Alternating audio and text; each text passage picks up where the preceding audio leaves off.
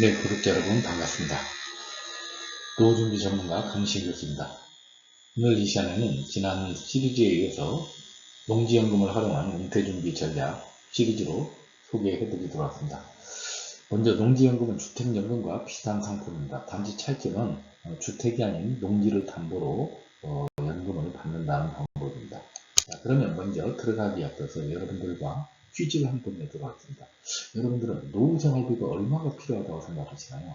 자, 여러분들이 개인마다 다 느끼는 감정, 또 필요한 금액은 다르겠지만 통계를 보면 2024년 국민연금연구원의 통계에 의하면 개인의 노년 최저생활비는 개인은 124만원, 부부는 199만원이고 노년의 적정생활비는 개인은 177만원, 부부는 277만원이라고 합니다. 현재 우리나라 국민연금 평균 수령액이 60만원을 조금 넘는 것에 비하면 우리나라 노후생활비는 상대적으로 국민연금 하나로는 준비를 못한다는 걸 알 수 있습니다. 그래서 우리나라는 전 세계에서 가장 노인 빈곤율이 높다고 볼 수 있습니다.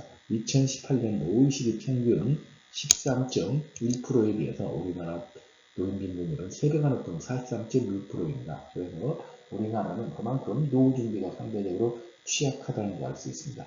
자, 이를 위해서는 우리가 노후소득 피라미드에서 과연 나는 어디에 해당되는지 NH투자증권에서 나온 걸 잠깐 소개해드리면 은퇴 귀족증은 월소득 525만원 이상으로서 은퇴자의 2.5%가 해당된다고 합니다. 그리고 은퇴 상록증은 372만원으로 은퇴자의 8.1%가 해당되며 은퇴 중산증은 198만원, 상대 빈곤증은 125만원, 절대 빈곤증은 101만원 이하라고 합니다. 자, 그래서 내가 과연 어느 은퇴 귀족증이나 은퇴 상록증을 희망한다면 미리미리 5층 보장론에서 자신의 노후 준비를 할 필요가 있습니다. 그를 위해서는 우리가 농지연금도 하나의 방법이라고 생각합니다. 자, 우리는 5층 보장을 통해서 평생 소득을 만들려면 기본적으로 나의 적정생활비가 만약에 400만원이라고 하면 국민연금에서 40%, 퇴직연금에서 10%, 개인연금에서 10%라면 나머지 부족한 부분을 주택연금 또는 농지연금에서 30%를 채우고 그래도 부족하다면 근로나 사업소득으로 10%를 해결한다면 아마 이거는 안락한 노후를 준비할 수 있을 겁니다. 한마디로 말씀드려서 노년에 4층 보장이 잘 준비되어 있다면 노년에 일을 조금해서 되지만 이게 준비가 덜 되어 있다면 노년에 오래 일을 해야 된다. 한마디로 말씀드려서 인생의 삶의 질은 평생 월급의 크기로 결정된다는 걸 알 수 있습니다. 자, 그러면 농지연금을 하기 위해서는 우리나라 전체 농지 면적의 추이를 목표로 하는데 현재 우리나라는 농업인구가 주는 것과 마찬가지로 전반적으로 농지도 빠르게 줄고 있습니다. 그런데 최근에는 절대 농지가 이제 최근에 워낙 그 농업인구가 감소되면서 국가에서 점진적으로 절대 농지를 상대 농지, 농업진흥지역으로 바꾸어주고 있습니다. 그래서 이런 것들, 이 절대 농지가 우리가 통상적으로 이제 줄어든다면 그만큼 농지를 효율적으로 지목 변경을 통해서 우리가 농지연금뿐만 아니라 내 수익을 계산하는 투자 목적으로도 활용할 수 있다는 겁니다. 자, 불과 우리나라 50여 년 전만으로 농업인구가 1,400만에서 이제 200만으로 약 7분의 1로 줄었기 때문에 결국은 이제 국가에서는 농지를 점점 지목 변경하거나 농지연금을 통해서 국가가 농지를 관리하는 시스템으로 점점 전환하지 않을까 생각합니다.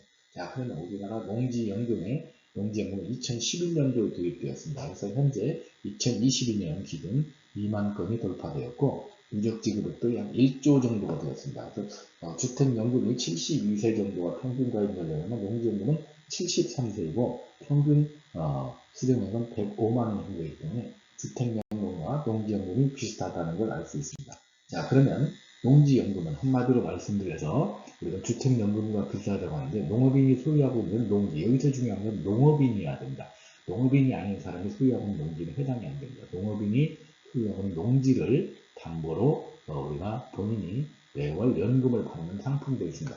농지연금의 연금 지급 방식은 크게 세 가지 방식이 있습니다. 종신형이 있고 그 다음에 기간 정액형이 있고 또한 경영 이양형이 있습니다. 종신형은 종신 정액형, 전후박형, 일시 인출형이 있고 또한 경영 이양형이라는 것은 농지를 농어촌공사에 매도를 약정하고 나서 우리가 일정 금액의 연금을 받는 방법을 우리가 경영 이양형이 되어 있습니다. 여러분들이 각 그 항목별로 지급 방식별로 가입 연령은 참고를 해주시기 바랍니다. 자, 그러면 우리가 가장 여러분들이 궁금해하는 것이 농지연금과 주택연금은 도대체 어떤 차이가 있는지 한번 살펴보도록 하겠습니다. 자, 먼저 가입 연령으로 보면은 농지연금은 농지 소유자가 만 60세 이상이면 됩니다. 하지만 주택연금은 주택 소유자가 만 55세 이상이기 때문에 아마도 농지연금도 주택연금의 추세에 따라간다면 앞으로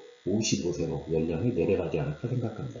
두 번째, 주택연금은 공시가 12억 원 이하의 주택 소유자가 해당이 된다면 농지연금은 영농경력 5년 이상이고 농지를 소유하고 있고 연면적 3만 제곱미터 이하의 농업인 정도야. 이런 정도가 해당이 되겠습니다. 자, 그 다음에 주택연금은 주택이 담보물이라면 농지연금은 우리가 농지는 지목상 전답 과손을 말하게 되겠습니다.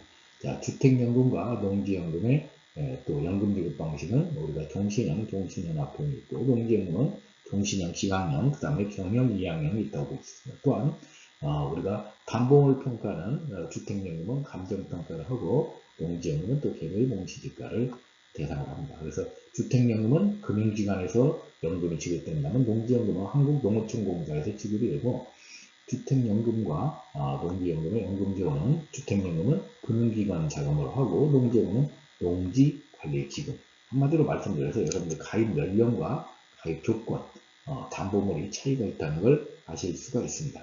나머지는 비슷하다고 볼 수 있죠. 자, 그러면 먼저 농지연금을 하기 위해서는 농지연금 가입 조건을 알아야 되는데 가입 조건은 크게 인적요소와 물적요소 이 두 개를 동시에 만족시켜야만 가입할 수 있습니다. 그래서 인적 요소는 먼저 농업인이어야 됩니다. 뒤에서 농업인에 대해서 자세히 설명드리겠습니다. 그리고 만 60세 이상이고 영농경력 5년 이상 이 세 가지를 충족시켜야 됩니다.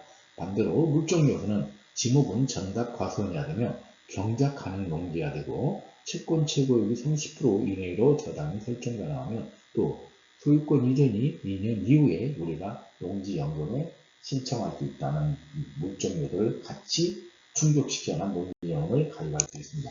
자, 그래서 농지연금의 10가지 특징을 보면 가입 연령은 만 60세 이상이고 영농경력은 5년 이상이고 농지 조건은 2년 이상 보유해야 되며 경작 중인 농지이고 주소지, 면적, 시군구 30km 이내 반경에 해당이 돼야 됩니다. 또한 농지연금의 가입 방식은 종신형과 기간형이 있고 연금 기준은 감정가 90% 또는 공시가의 100% 중에서 유리한 걸로 선택할 수 있겠습니다. 자, 그리고 농지연금의 연금은 아무리 많이 맡기더라도 최대 월 300만원, 주택연금이 300만원보다 더 나올 수 있지만 농지연금은 300만원 최대라는 걸 알아두시기 바랍니다. 또한 배우자 승계가 농지 소유자하고 5세 이하의 차이가 나면 승계가 가능하고 공유토지, 배우자에게 공유토지 있을 경우는 제외가 되고 형제자매나 자녀들하고 농지를 소유했을 때는 농지연금을 가입할 수 없습니다. 또한 소유권 이전은 해당이 안 되고 자기 이름으로 농지를 보유하고 있게 됩니다. 그리고 문의는 농어촌공사에 하시면 되겠습니다.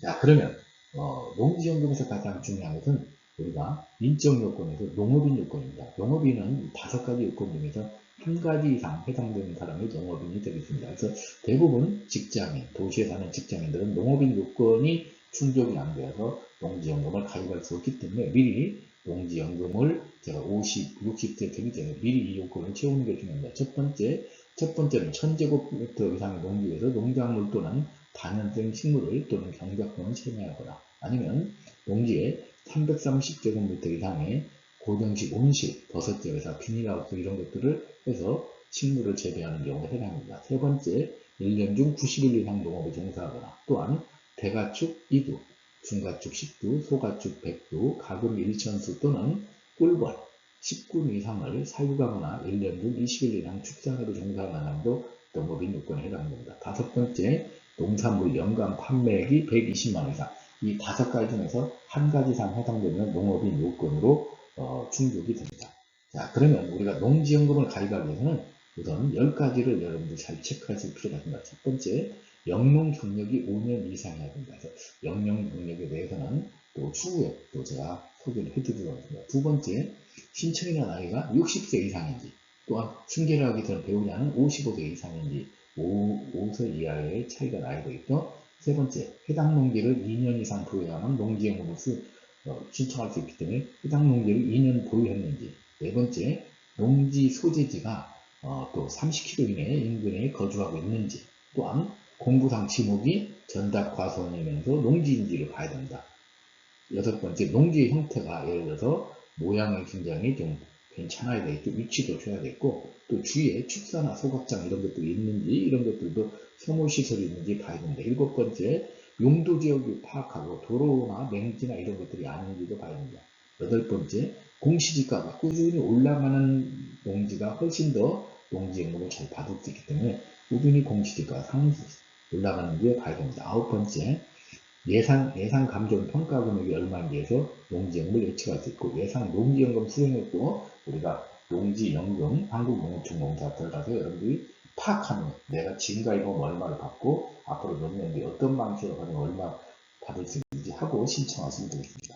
자, 그러면 우리가 농지연금에 대한 오해 5가지가 있습니다. 이 5가지 오해를 제가 여러분들에게 소개하면서 농지연금 소개를 마치도록 할까. 자, 농지연금에 대한 오해 5가지. 첫 번째는 뭐냐? 주택연금을 받으면 농지연금 가입이 불가능하다. 아닙니다. 주택연금과 농지연금은 별개의 연금이기 때문에 주택연금을 가입했더라도 농지연금을 추가로 받아서 농지연금 300만원, 주택연금 300만원, 최대 600만원까지 우리가 수령할 수 있습니다. 자, 두 번째, 농지연금 가입 시 가족 동의가 필요하다. 아닙니다. 농지연금 가입은 농지 소유자의 동의만 있으면 됩니다.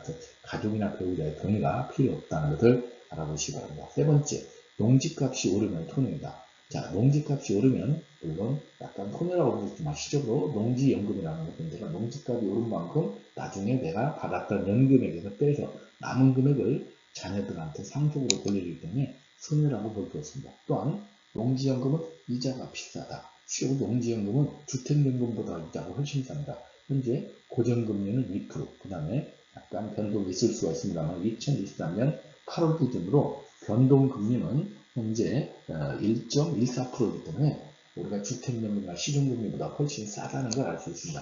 다섯 번째, 또 주말 농장이나 아니면 또 체험농장 이런 데서 5년 이상이면 영농인의 자격을 받느냐.